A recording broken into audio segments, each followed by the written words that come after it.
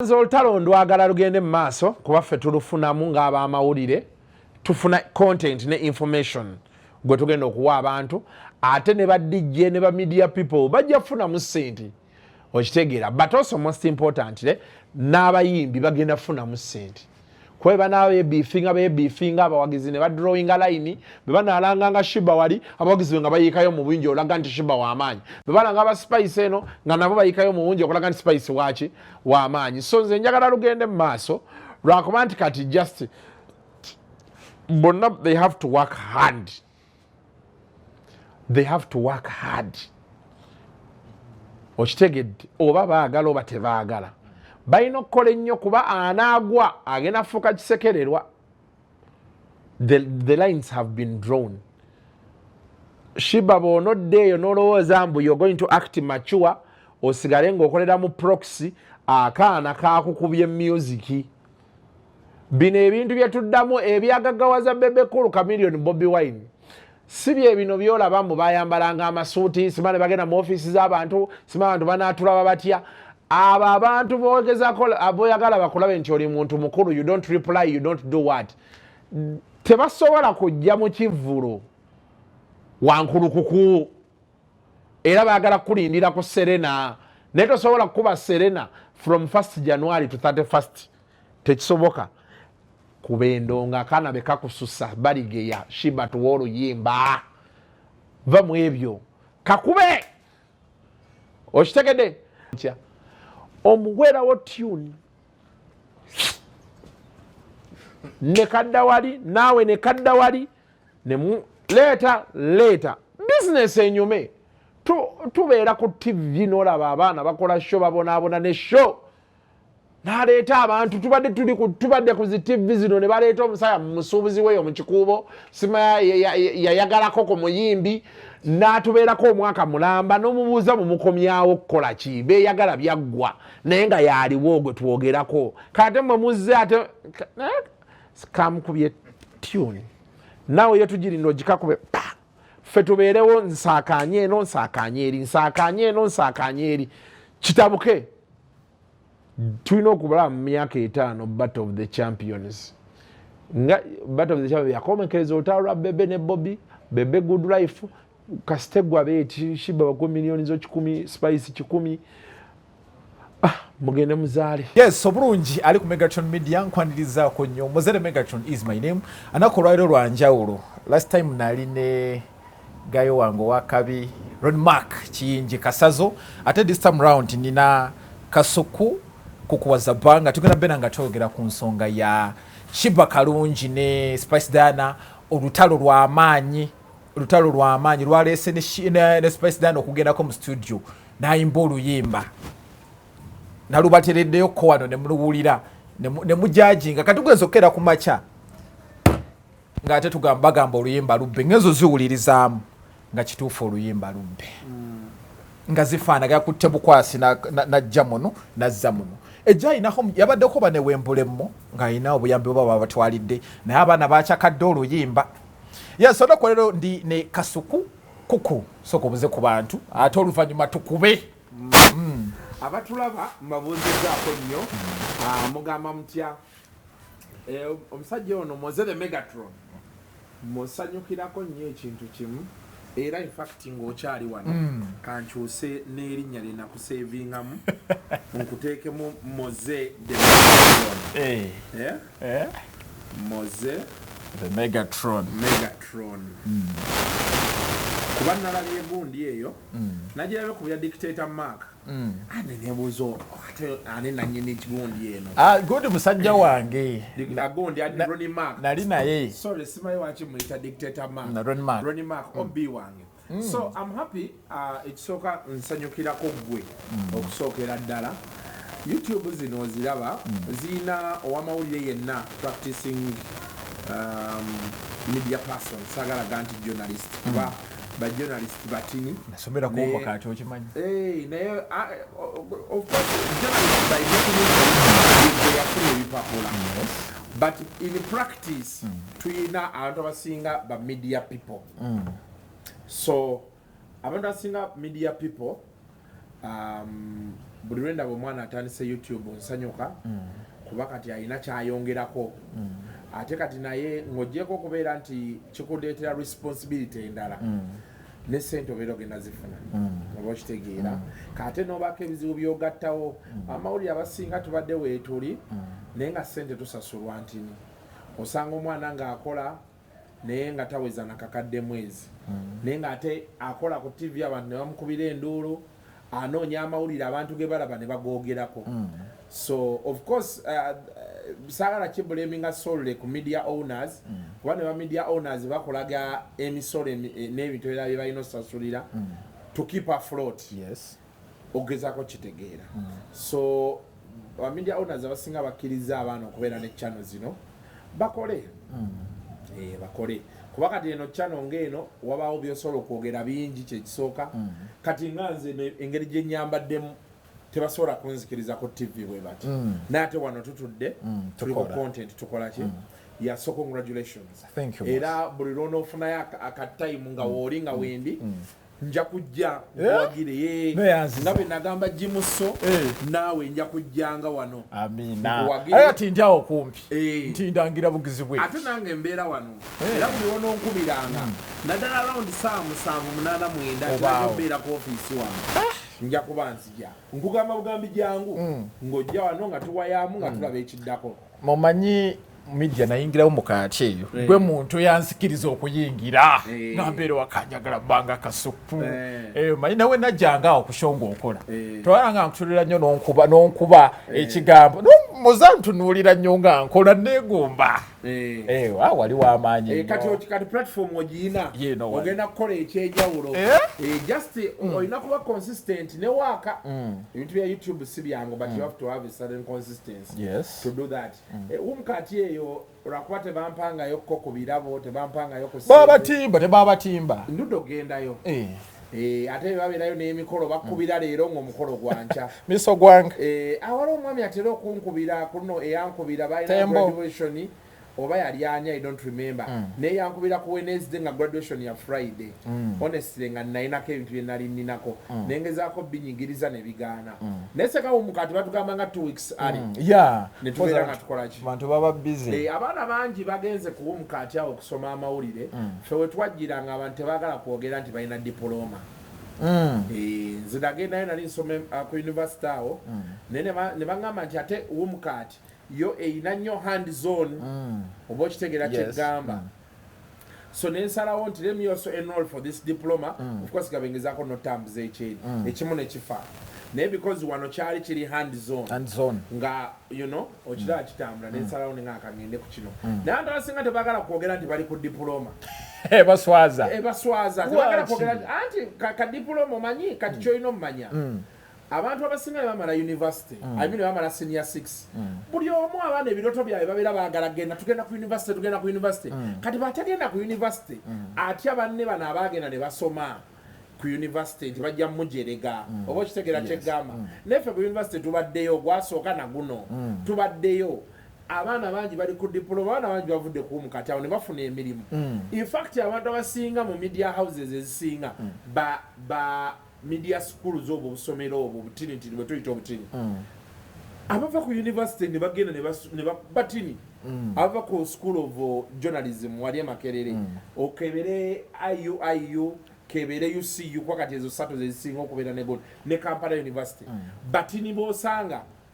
nga abaana basinga bali mu diploma wano kati nojja n'okola oli agenda okumalako omwaka gw'ogwokuna for example ali Makerere Mascom ebadde ku myaka 4 teteri ku 5 kati simanyi yalinnya kati omwana agenda okuva eno ku myaka gye 4 gwe nga wakola dde emyaka 2 oli mu maaso ga kamera okola kati oyo omwana okusanga abeera jalwawo so abantu babeere proud of these diplomas gisome giyite ojja otandika okukola ate wezzeeyo ekyo kibadde ngenda kyogera kamaze ng'oddayo ng'oyongerako yes Kasuku tukwaniriza ku Megatron Media kati katuguse ensonga onsonga ya Spice Diana ne Sheebah olutalo luno luva wakati luno luyingidde mu studio kati nga gwaludde mu system eno mikwano jo mutambula nabo omanyi nti Sheebah asobola okukola kino Spice asobola okukola kino ebbanga lyonna tulirabye Spice alumba naye Sheebah talumba olutalo luno luvaawa kati olutalo luno I think to sum it up is a battle of egos. Kyenasooka owulirako emabega awo nze wendowooza weruva kyenasooka owulirako emabega awo nti one Spice yayagala nnyo Sheebah n'enkola gye yakolangamu ebintu okitegedde kati Spice abeera eno wansi strugglinga gundi yamuleeta ani yamuleeta yali waloga yamuleeta awo ate n'amuleka bakolako kawo n'amuleka Spice n'agezako kuba oraga kuba yajja nnyo nga raga muffin kati n'akyuka na Roger be baawukana ne Bafana ne bakwatagana kati Roger ajjukira basics za management yali azifunye kati kyenkulina mbu Jeff yalowooza nti Roger ayagala kubanga ye ajidde mu katiba ke ate Roger yalinamu koko ssente oba okitegera kyeŋŋamba kati nekitamuyisa bulungi kati nze kyendowooza waliwo ebyo ebyayogerwawo Jeff sima Roger lwakuba nayogera ne Roger nanga si bituufu kati kyendowooza awo obuzibu we butandikira olutalo ne bataagala duleetera Roger ne baagala lukole ki lugire ku muyimbi we omuyimbi we afukamire mangu okusinziira ku bye nawulira so Jeff yali ayagala gundi Spice afukamire bwe mpulira no kyendowooza from kiri kyenkugambye wali mu maaso nti Roger baŋŋamba mbu yagezako nnyo tteekawo embeera eraga nti alinga ye next Jeff Chiwa oba biki ng'omanyi ebintu by'abayimbi ebigambo bitambula nebiddeyo nebisigadde kati nze ndowooza mu that period if that is the truth mwe bayitira mu Sheebaholics nti muleetera akaana kali tiimu zino kuba olutalo olwo okujja ku 4 lwajja Spice apostinze agamba Sheebaholics mulekerawo okumuvuma yes naye tubuuza nti Sheebaholics Spice yali agamba balekerawo omuvuma baali bavudde ku ki okuvuma ono kwe kukigatta wali nti ndowooza mu kwagala olutalo okusinziira ku kye baŋŋamba mu kwagala obutalwana lutalo direct ne Roger gwe bayita bamanyi baaluyisa mu Sheebaholics bakuba omuyimbi oba okitegeera yes mu kugatta biri that is if it is true kati awo obuzibu we buva fena tubitegeerera era Sheebaholics ne basigala nga bakoba Spice Sheebah talina kye yayogera fast forward ne bayita Sheebah ku EP ya Spice okwali ne Katikkiro ne beegwa mufuba ne batulaga nti bali bulungi ndowooza Spice olwo ya asula Olive Branch alaga nti biri tetwetaaga kukola ki era Sheebah naye naali reciprocating because by the time you are invited nojja kiraga tolina buzibu noono kati wakati awo abataabeera sorted baali Sheebaholics bano be batandika nabo nga bakuba gundi Spice kati bo bayinza okuba tebabagamba nti because nze mbaddewo wano mu industry emirundi mingi oli abeera nga awagira Bebe Cool omulala nga awagira Bobi Wine Bebe Cool ne Bobi Wine nebeegwa mu bifuba ngenda kuwa example Bebe Cool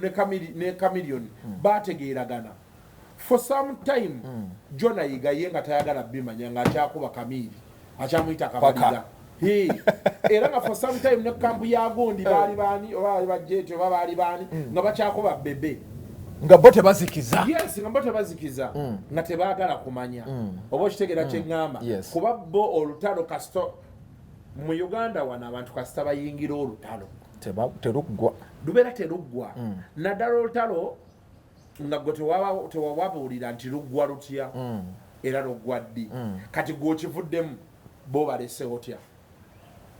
oba okitegeera nkiwulira kati bano bondoza ne basigala nga bakyagenda mu maaso lwaki Roger naye teyakozesa gundi ennyo anti kati ate bo bano bayinza okuba bo tebakimanya oba ate bo bayinza okuba nga they chose to be better than that because with bwotulina story yonna bwetambula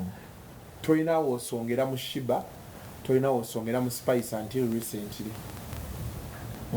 oba okitegeera bonna babadde very clever mu how they play each other I presume gundi omuzannyo guno aguzannye bulungi oba gwambuulidde ekiriro ngamba mbu bali bakozesa ngaani Sheebaholics okulumba ono ate kati Roger ye yakutte muyimbi n'amusuulayo kino kirekawo omuyimbi kati ye Roger yavaamu eventually because bali bondo za mukutandika even up to today okulumba Roger you are wasting your time Roger teliamo manyi obo kitegeera kitalina clout jagenda kuongerako agenda kuongerako clout ye Spice oba Sheebah ne bolumba Jeff talina kyagenda kuongerako yera yajja kusirika ina kulumba ne bolumba Dirisa tewali amanyi Dirisa ajja kujja atule wano ali anywa abere walu naawo n'atuula nga tewali amutegeera kyegamba so kati be bafaawo ne bakola ne show Sheebaholics tebazikiza nnyo bazikiza naye wasigalayo ko gundi ne bagenda mu show kati problem weva there is a strong belief nti page ya Sheebaholics eno Sheebah yagiriko yagirwaninga atya okitegera kyengamba oba nti agirwaninga babeera ne Sheebah bwe bati ono yamuwa gundi amuga kubawa Spice bwasooka naga nti bannaye ba Sheebaholics mulekerawo okunvuma yabulako kati n'okugenda nti page ya Sheebaholics mulekerawo okunvuma kati ekiruma abantu bano kiri beekiti Spice Dana bwamala okukwatagana zayimbye ku show ya Sheebah show ye beetuuka ate Sheebah bamupangisa okuyimbako Big Zone okitegeera akkiriza batimba enansana bano bagamba nti yi goodwill eriwa ku lunaku lwe tulinayo ate nayo lwotegeka ate nga ffe tulangidde bank logically gwobeera ogamba nti abantu abagenda mu Big Zone 2,000 oba 1,500 vis-a-vis oli banoonye eri naye bano bakiteekamu feeling ego z'abakazi nti yandikirese kuba ffe twamuyirawo omubiri ne tutuuka kuba eyo period ogimanyi nti eyo period December yonna Spice teyayimbako mu Kampala teyayimbako nga bamupangisa wonna Christmas awo wonna Christmas yali oba busi yeeyo 31st oba n'ayimbawa yali wabweru wabweru wa Metropolitan wano wonna ne Wakisoto yaliyo so kati nga bali bo bagamba nti kisoboka kitya naate Spice ye yasigala alaga mbu kiri fine kuba namulabakawo ng'avaayo ku surface nze ebintu ebimu byenkunnyonnyola muganda wange insider information okitegedde nze ku surface wano nsobola okugamba nti sina buzibu na mmoze kumbe mbuyina kiri munda eri betudde eri ffe tumanya ate kati abayimbi ekibaliko kiri kimu abayimbi bannamawulire ba buloga balina olugambo ekyo kyoyina okimanyira nti omagamba nyo emirundi egisinga bw'oba oyogera ku muntu beera redde okukiddamu nga waali saawa yonna akifuna kubanga bayimbi ba buloga bannamawulire oluwogera boti Kasuku nga bamugamba nti mmoze yakoze bw'ati nga bamugamba nze waliwo lwe nali twaleeko baali ku poliisi bino ebyono Kafuta Queen lwe basooka ogendayo owulira omusango omwana nankubira naŋŋamba kaye abadde wano ng'akuyiwako amazzi naye lwakuba nti nze nina ekintu kimu nze sikyamukanga sinnakubira muntu era namukubira essimu ne mugamba kaye baŋŋambye okoze bwoti ne bwoti otokomoka naŋŋamba nti si bituufu nanyinyonnyola n'abaako n'abalala beyaŋŋamba buuza enewe nenkireka oba okitegeera neŋŋamba oke fine oba okitegeera nesenga wayakirawo anti kati abantu abalala yabeera ajja kwakirawo oba okitegeera naye nze kati so kati olugambo dro weeruli olina okukimanya abayimbi kati abayimbi balina bahangazoni be bayita enkwa yeruma bweti now unfortunately bano bahangazoni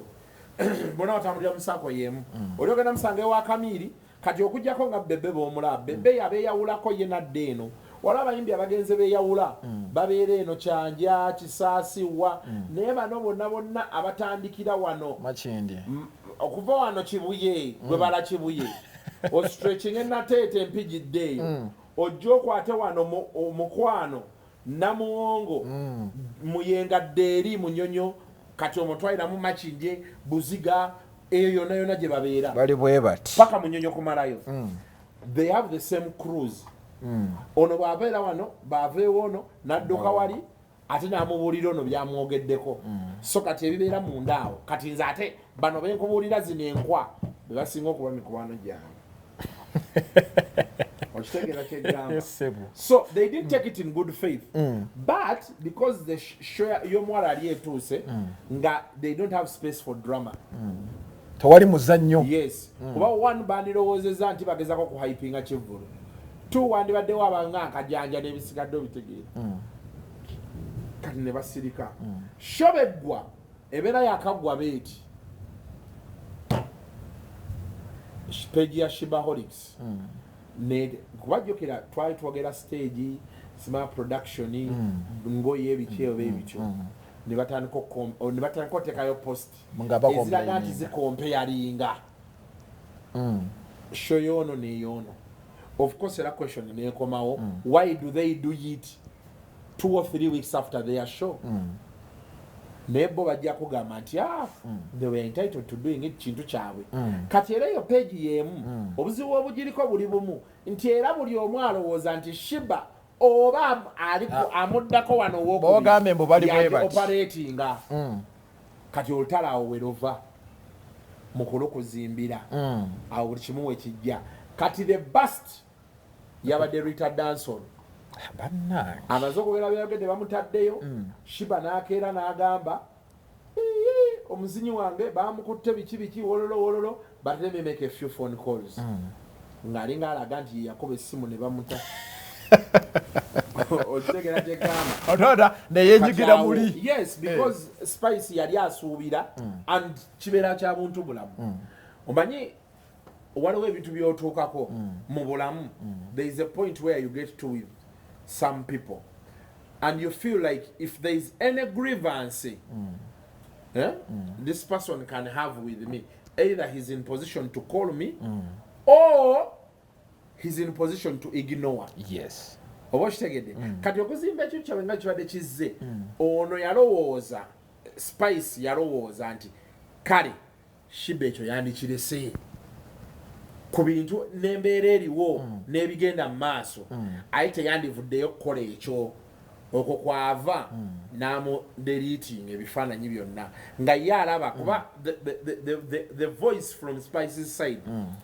is that she feels she has done everything to make sure her relationship with Sheebah works. But Sheebah is not reciprocating the what? Kati jjukira ye Sheebah yetalwana direct. Nange kyekinnuma kuba saawa eno tunulira abantu abamu bagamba Spice alina empisa embi. Sheebah ye tebamwogerako. Anti gwamaze okuvayo tayogera kuba Sheebah ye tayogera. Sheebah nga bwe bagamba wali it is presumed ayogerera mu page ye eri ya Sheebaholics. Eno eriko omuntu amuli okumpa ennyo oba egambi bamulye. Okitegera kyegamba. Yes, so for her she knows her game so well. Which is bano bo kye batayina tebazimba page nnungi eriko Spice gadgets monitored by someone close to her. Kati awe wava obuzibu ndowooza otegedde ompadde bwino otegedde olugundu nga naye nga byonna bwe bisakolinga gye kiggweera. It is a battle of who is bigger than the other. Kyekibabonyaabonya. Era entalo zaffe zino zonna eziriwo ezetuze tulaba ezizebaawo awo ezisookera bezitabaza beta zibaza ssente zibaza abakazi oba basajja. Luno olutalo lutukomyawo ffe abawagizi n'abayimbi lubakomyawa. Ani afunamu ani afiirwa awo wenjagala otubuulire. Kati ye Spice Diana ye alina kye yakoze. Spice Diana ye yalaze nti olutalo ayagala dufunamu era ye yakubyedde oluyimba. Katonda alina musaasira oluyimba ne lutambula. Tujja tambula naye ate nga yabbye lubbe. Ekyokubba mbadde sikimanyi kuba mbadde ku BBS leero mbadde naluwuliddemu kuba nadde nagwe ngendo yetabyogereko. That's why nkukubidde oluyimba naye nga lufaanaganira ddala yakutte nazza muno nakwata nazza muno. Well, for me, I think there is nalulabeko promo yalo 45 seconds sinalowulira lwonna. The ebigambo ebirimu birako kuba birungi but I feel like from what I heard, I feel like the production is weak. That is one. Two, is enyimba nzigoberedde nnyo. ezo ennyimba za beef oziraba tezitera kubeera nti nnungi magic yabyo eri mu bigambo byokozeseza tekijja omutunda. That's where the magic is. Otherwise spice yakitegedde senga Sheebah akitegeera mangu we have on our hands a battle that can go 5 years. A battle that is meant to raise the platform y'abakazi because kati bagenda kuba bayombera ddala nga music abeera alina okwogera the beef. Yes, emmotoka zirina okuyitingana, ennyumba ziyitingane, okwambala kuyitingane, ne music ayitingane. Kati ffe nga abali eno abalabye ku ntalo ffe ab'amawulire bye twagala tukole. Yes, because they will need you to play their music, they will need you to talk about them. Meaning economics ngajjamu maja ngagajjamu. But then also there is content. Industry ebadde ddala ng'otuula n'olaba abantu be baleese okwogera, otuula ku show ku TV ennaku zino n'olaba show omwana ng'alwana nayo nga yalugambo ya 1 hour beti naye ng'awadde omuntu omu eddakiika ngaaga naye nga nebyayogera tabitegeera, which is understandable kuba drought oluusi ebaawo. Drought ebaawo ekyeya ky'amawulire. Kati kino kigenda tuyambako luno olutalo so kati oluwagira lugende mu maaso. Ndwagala nze ng'owamawulire njagala lugende mu maaso because lulina ebirungi bingi. Nkugambye nti ffe nga ffe lugenda tuwa content ab'amawulire ku TV, radio ne social media. Twogere ku ebyo awadde wali wagenda kubeerawo monetary benefits for DJs, for media people. Yes. But most importantly, there is going to be a rivalry that is meant to better the women and their portfolio. Kuba ekyafuula abasajja ab'amaanyi ne badduka ku bakazi yali beef. Juliana ne Irene waliwo embere yaliwo kaawo ne Irene be yakoma waawo na wakola zibegombeko biki ngaliwo underground movement naye nga tejja kati kwa mwaka fana senga Juliana ne Irene bakola beef nga jolaba ya Bebe Bobby Bebe Kamili Bobby Bebe Kamili beef eri tight obositegeera singa bagenda kati bano bakyali bawala bato ekintu bakiwa amaanyi bakiwe energy kuba abakubi w'enduulu abakubi b'enduulu weetuli obositegeera bubeyongeremu. Yes, engumi neweevaayo bazeekubi ekyengumi ekyo tuyinza obutatuukawo but of course anyway it can move to that direction nti beesanga ne baagala ebitegeera ebyo okwepinga n'ebisigadde ebyo byonna bibaamu mu beef tebi advisable tibyagala but bibaamu. But what it does is if they build their portfolio building ekintu kyabwe ekyo bulungi wali abawala abalala abagenda okwagala okujja either batwale sides bakube ennyimba bafune camps ze bawagira ezo nazo zigenda kwera ssente bajja kubako be bakwata ku mukono oba okitegeera ezo nazo zijja kwera but also be bazimba olutalo lwabwe bulungi ne baluwa amaanyi ageetaagisa kuba kati ssaawa eno bakyali mu kyaddala. Real. They don't like themselves for real. There is bad blood. But they will get to a time where they ngabikaddi buli omu ate munne kati ate babeere nga balina okukola ssente kati ekyo balina kitandika kati bagenda okutuuka balina okukolera ssente nga ssente olwedde bazikoze kuba balina okutunula nti at one point balina okufunayo battle of the champions ey'abakazi ebejja kukola tugende ku cricket oval onadde beekubi omuziki gutambule oba okitegeera ani asinga okuba sexy ani asinga akabira kanene ani asinga ebbeere eddungi ani asinga face ennungi kuba eyo kati gye tulaga kati twalindako ogenda kulaba nga tutadde Sheebah wano ne Spice ani asinga face ennungi obwana bweyawuli ani asinga emimwa emirungi bwambale busumino ani asinga hips ani asinga ekiwato ani asinga ettutu byonna gye tulaga.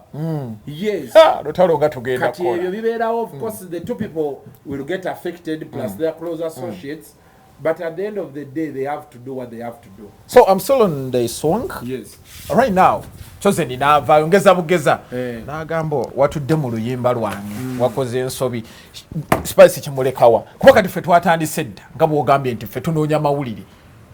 Twatandise dda. Wawuliriza ennyimba ezebbiri. Olabira ddala nga yakuttemu. Problem gye nina eri emu oluyimba lwa Spice sinalowulira ddumalayo. ngabe nalowuddeko coming soon ya 45 seconds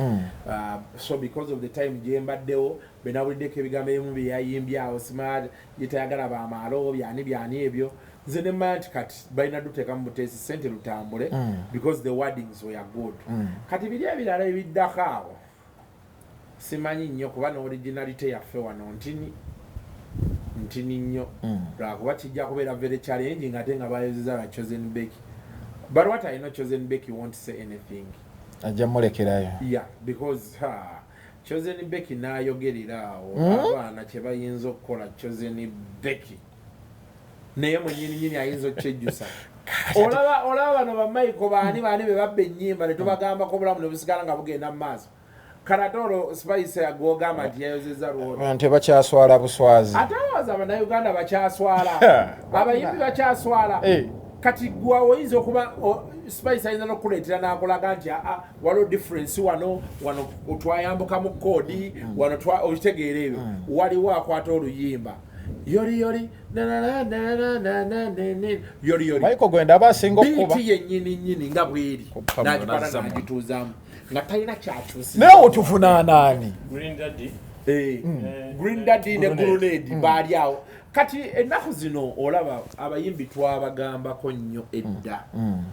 ne bakendeezaamu baaswala ne balekerawo okwoza ennyimba ate ekyokulala bamanyi copyright omusajja akukuba copyright n'ofaafaagana nayo ku luyimba lwe naga njagala $5,000,000 ng'obukakafu abulina nga 60% DNA y'oluyimba lwo yemu neyiye tekitaka kuba 100% 60 kasobamu n'akantu naga nti atugende oba okitegeera so ebyokopa ennyimba tebyakatandika muganda wange okay yes that aside olutalo ndowooza naye gwe ogwawa togenda kufuna side sijja kufuna side ogenda beera newto ngenda kubeera newto kubanga nze kati njagala kukola mawulire nga tuvudde ku kyamawulire nga tuzze mu ky'obuntu gamba nti muze nze ndi Sheebah bombi both of them are not my friends. Seriously? Yes, both of them are not my friends. They are not I've not in my entire life nyinza okuba tubala emirundi gyenjogedde ne Spice Diana zizo kwedda kiika okay ng'ogyeko interviews mukozeeko ndowooza nga 3 but I'm saying after the interview we don't talk 5 minutes nenvaawo so nyinza okuba minus the interviews sinaweza that kuba Spice Diana nakamukolako interview obulamu bwange bwonna Sheebah nakamukolako interview 3 obulamu bwange bwonna ate ebbiri eza Sheebah zaali ku talk and talk show eno eyakasembayo bwe yali agenda mu show ye ne waliwo olwo yali agenda mu wankoona sheeyo omufuna agenda kukola kivu yes endala gye nakola naye twali awo ku red cup oba ye red cup yali lockdown yawo nga bakatutaataamu awo January wa 2022 natwalayo junior mutabani wa mirundi namulabako awo ekino tukola interview tulina twali twogerako so I'm not close to them singa kati for example Carol Nantongo njogera naye ku WhatsApp I don't have Spice Diana's number I don't have Sheebah's number and their managers eya Roger njiina eya Dirisa nayo njiina mu simu yange but Roger the only time I talk to him nga balina oluyimba olupya lwe bafulumiza erujja laba ne wano yalumpeereza n'akomaawo taddamu kirabo simanyi kyeyabadde naye bizinesi ebadde eri ddaala yes koko okukimaliriza saawa eno nga bwe tuli wano nga bwe tuli kaseera akatonotono kano akabaddemu olutalo lwawe saawa eno ani ali waggulu oteeka woweeyinga bwoti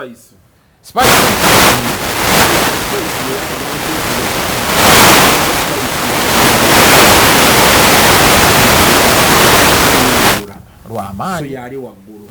lwakuba nti ate Sheebah yate ayina ennyimba era ayinza okulinnya ku stage enduulu eyiye neesinga ku ya Spice yeah I've not seen Spice performing so many times but I've seen Sheebah performing so many times okay yeah the love she gets on stage and you know yes Yes, for that ku nsonga ya Spice Diana ne Sheebah Kalungi katugikomyawo omukulu yabadde mugundi mu Grammys naye abantu bagamba oluyimba tebalumanyi ekyo kituufu oluyimba twali tetulumanyi we lwajjira omanyi ko ku criteria za Grammys ze bayitamu nga bagenda wali owaaye kuba ne wano ba Oscars oba be bajjawo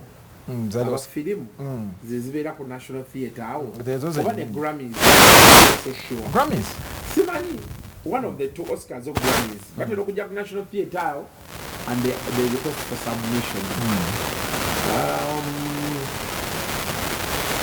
katenooza Martin B yasabonyetinga kuba bagamba Martin B is part of okay abayimbira abo eringa wuuma yaabwe recording room so literally every musician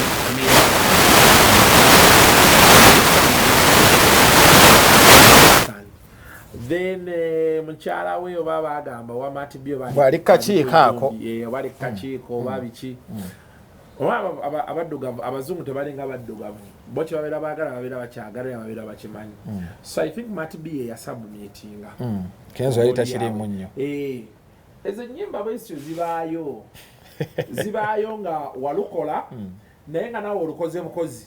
naye kati era olaba Martin B oluyimba yali asinga oddwagala ye kyabeera abaze ffe wano mu Uganda olaba osobola okuwangula journalist of the year nogera nowangula CNN journalist of the year ng'oli muna Uganda BBC kumula biki award of the year byonna ebyo ne ffe wanogera ntisiganga tukula buli kiyenje okitegeera Kenzo yawangula BET najja wano 1 week later buli omu naddako bibye oba okitegeera life ne going on n'abeera waawo naye nga tukitegeera kati ffe tetumanyi how heavy the BET is naye kati eri omuzungu okuwulira nti waliyo owa Africa yafunako BET yensonga waki olaba nti kati ffe kati ngenda kuwa bano ba ghetto kids kati ffe ba ghetto kids bajja ne beekyangira nobalabekawo nembampi anti baliko bagenda awo bali ba mascot bya PSG wano tekyakola mawulire walaba abantu babyogerako ne bagenda ku Qatar World Cup because kati tuli mu digital age abantu babiraba they look at it as something that is every day abantu batambudde abantu babitegerebe bityo kati olusi abantu abo bolaba bagenda ne ba reaching milestones ebweru olusi bakayana nti abannayuganda temutusiimye babeera batuufu nalabye ne gundi nalabye post oba era timu Rema ng'eteekayo nti right now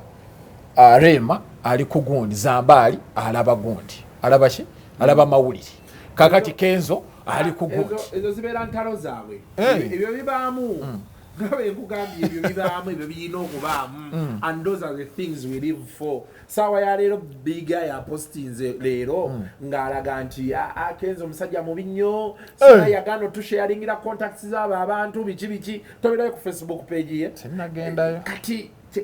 waki teyakyogera luli lwaki akyogera kati waki akyogedde omusajja amaze kuloozinga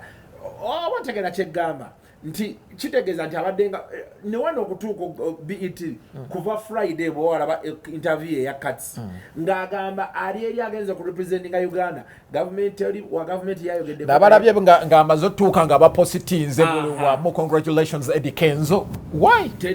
teri wa gavumenti yayogeddeko naye ne batulaga n'otulaga nga batugamba nti apart from that n'abannayuganda si bye tuliko twabadde mu lutalo lwa Spice nani ne Sheebah so but a Grammy is very heavy yes it is something so huge kachenkunyonyola nti abantu abali eri after that BET win of Kenzo yatambula emyaka ng'ebiri ng'abantu bamubookinga lwa BET eyo yes oba kitegeera nga kwalya yes nga kwalya atambula nsi ku nsi because value ya BET y'amaanyi ezitowa for us here in Uganda we just choose to feel like olunaku lwaleero people obasanga tukyali wali ku kamiliyoni bebekulu Bobi Wine naye nga saawa eno Kenzo ku BET gy'alina tugiyineemu mu Uganda teri mulala agirina yandibadde ani BET yagiwangula Grammys bamukubera ogayo ono we South Africa Kati process ya how they select their music sigimanyi. But the other guy, Matt B, was the most interested. Because Matt B yajja nayimba ne ku show ya Kenzo. Yajja. But when you before that obakubuuza abantu yaani oyo. N'oluyimba lwennyini abasinga tebalumanyi. Ayinza n'okuba baluyimba ku olwo. So kati oli ndowooza yasinga okuba nalo interest nalwo. Kati bakwatagana n'ono n'agambye tukola oluyimba engeri leverage gye nnina yawangulako ne BET. Kuba omanyi waliwo profile ezimu kati nkubuulira. Kenzo okuyimirira awantu ne bagamba nti Grammy nominee. Sebo tekisigala kuba kyekimu. Ne ku Wikipedia kyagenzeeko. Yes, tekiri light. Era ne babeera nga babuukinga kati kwa tusobola leeta okuva mu Africa. Kenzo. Bagendera mu Grammy nominee. Omanyi yajja. So, but for me, I think it was a very big step forward. Yes. For his career. Because okuva BET we yali yagimala nagenda nakuba tu ezo nazikuba kati awo wonna okuva 2019 abadde ekitengejja ku nnyanja nga floatinga naye nga naye rabo mbuuza ki ekiddako kubajjukira yamala emyaka ng'ena nga mu Kampala abeera mu wiiki emu bbiri ekinene ennyo kale omwezi ate n'atambula n'agenda emyezi ena oba kitegeera yes music ng'ajja naye nga pesa ate bano abaana kwe baddukira kati ye ekyenjawulo kyeyalina yali earning in dollars kati nga you know so kati ne wano until the show the question was now after the show batubuza ki what next then the Grammy nomination came so kati wadde teyawangudde I think kati alina lifeline nti alina okuba nga yameetings abantu namulabyeko ne Busta Rhymes yes alina okuba nga yanetworkinze kati ye nga ye kati omulanga gwalina okukubira gavumenti bano aba yoga tunes aba operation wealth creation kati alina kukubira abo mulanga nti baba asobodde okwogera n'ezo nga zi rock nation zi def jam zaani n'abalaga najja n'alaga abantu bano nti na connections ne bali abantu tusobola okufunayo abannayuganda ne tubatwala buli omu n'arecordingayo oluyimba lumulumu kati nga abayoga tunes mwagala nnyimba be mufuna abannayuganda bamwe nga 8 ne muteekako miliyoni 3 za kurecordinga ennyimba ne muzisigaza ne muzitunda mubeera muli mu business that is if he has made those connections bw'aba tazikoze then it becomes kuba abannayuganda tulina obuzibu people are happy taking pictures with Davido than doing music with him oli akuba ekifaananyi ne Davido video nejja n'agitambuza nebeera ku zi TV wiki namba twogera ku social media wa 1 year later n'omubuuza watusuubiza project ne Davido eriwa nga tebanga yes akuku sibula abantu abali ku Megatron naye nga nkwebaza okutweyongako ngenda nga kunoonyangako enoonyako sibula abantu abali ku Megatron njagala nnyo kati neyanziza nnyo wabe ngambe wakinja kuwa nti nze nina channel yange kati I host people njiraba so rarely do I get the chance to give my views rarely so buli wenfuna muze kyali wange solo mkubaako kyemwongerako najja ne you know kinyamba kuba nange olusi mbeera n'ebintu byenja okwogera naye ng'ate sisobola kwekyaza I know ate sajiyimiriramu wali n'ogyogera wekka so yeah that's like what's up. Yes tukwebaza okukyayirako nako olwaleero abantu abali ku Megatron tugenda beeranga ne kuku manyi at least tukufuna ekitolotandika n'emirundi ebiri omwezi netunda kugumu oba netwongera okugaziwa okusinziira ku hot topic eyo yes abali ku Megatron tukwebaza okubeera nga mutambula naffe subscribinga likinga ate sharinga Lumuletedde Megatron is my name ndowooza interview giwulidde musibe bulungi